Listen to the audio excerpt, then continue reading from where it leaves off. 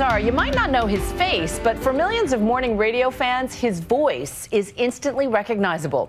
Elvis Duran is the go-to radio host for the inside scoop on celebrities. He shies away from the crass, crazy shock jock routine, but he's not afraid to give us his uncensored take on the best and worst of Hollywood.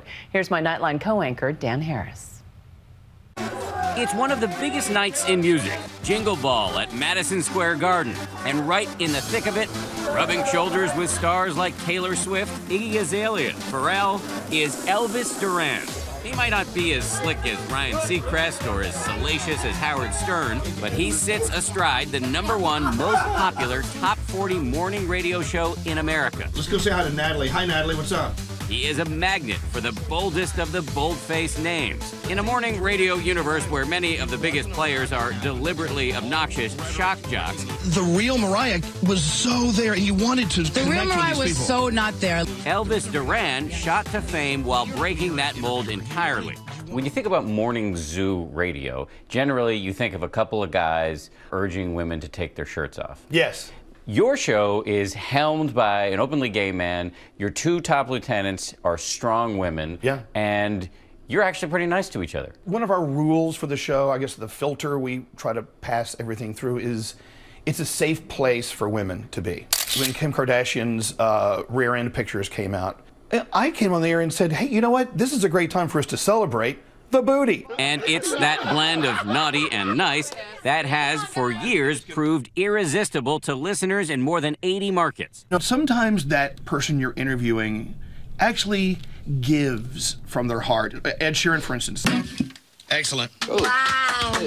Sang a song, and at the end of the song, I could feel what he was feeling when he wrote the song, and I started crying. To me, that's the world's best interview. Recently, in a bit of a role reversal, Elvis agreed to be the one answering questions as he invited Nightline to spend some time with him behind the scenes. Have you been to my office before? I was here once. We do have a drinking problem. Do the guests have a little nip before they go on? Yeah, absolutely. If a guest seems a little nervous, we'll offer them a shot of something.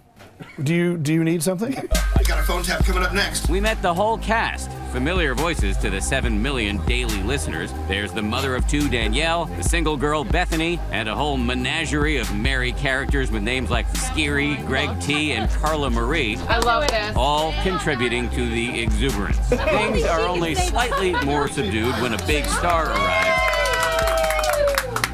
We were there for singer Mary J. Blige. Thank you for having me, Elvis. Today with Elvis was like, it was a blessing. It was just, wow. It was amazing. And he's amazing. This beautiful, happy, positive spirit. While Elvis may be cozy with A-listers, he does not mind sharing his candid take. So I'll name some names. You tell me your first thoughts. Mariah Carey. Fun, interesting, complex, beautiful, and I think she's lonely.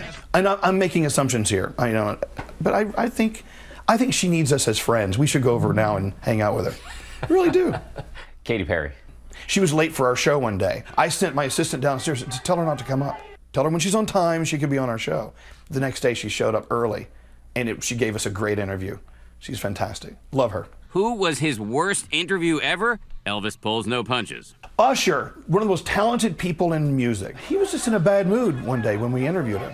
I was watching the text messages from our listeners roll by as we were talking to him, and they were not being very kind. They're like, get this guy off the air. He's very insulting. And so you did it. You actually cut. We thanked him. I politely thanked him, and we ended the interview.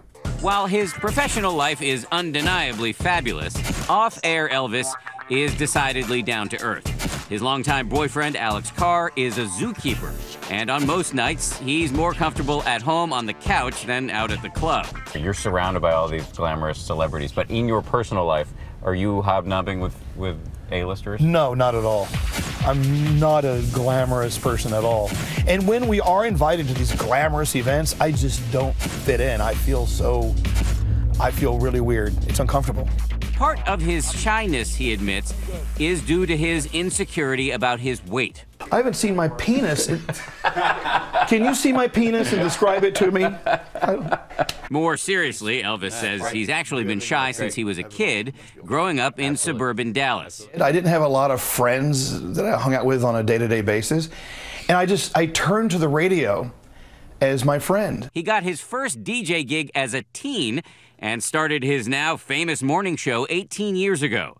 At first, the ratings were bad until he and his co-hosts started opening up and talking about their personal lives. We need to learn how to show people who we are so they're comfortable with us. They trust us. Intense and a little frightening. That trust grew even deeper after his famous marathon broadcast on the day after 9/11, where all he did was take calls from stunned New Yorkers. I just sat down at the board, put on my headphones, and started taking phone calls. Hello, Z100, who is this? My dad didn't come home last night. He worked in World Trade Center, and his name is, whatever his name is, and if you hear from him, let him know we're waiting for him at home. All right, the message is out there, thank you. Boom. That was...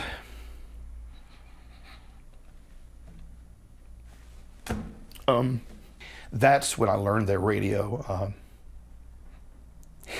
is very important. And I decided to stick with it that day. Welcome to the show. Tell us about your experience in these... Despite his insistence on authenticity on the air, it wasn't until 2010 that Elvis decided to reveal one of the most personal aspects of his own life. I never was closeted. But I just never wanted it to be the Elvis Duran is gay show. And then I realized one day, if I want to be honest, I need to be talking about my life and my dating life and what it's like for me. And that's when I just came out and said, here I am. There was no big fanfare. There was no hate mail. There was no anything. It was like, oh, you're gay, great. What else? Happy birthday, Elvis. How old is he? Happy birthday. Hey, Elvis, happy birthday. You're 50?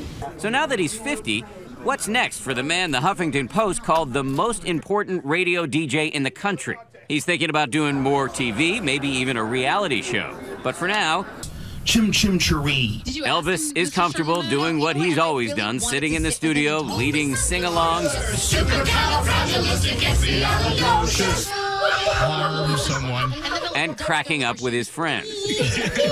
In radio, we have no script. We have things, we have ideas written down, but... You guys have no idea what you're doing. We really don't.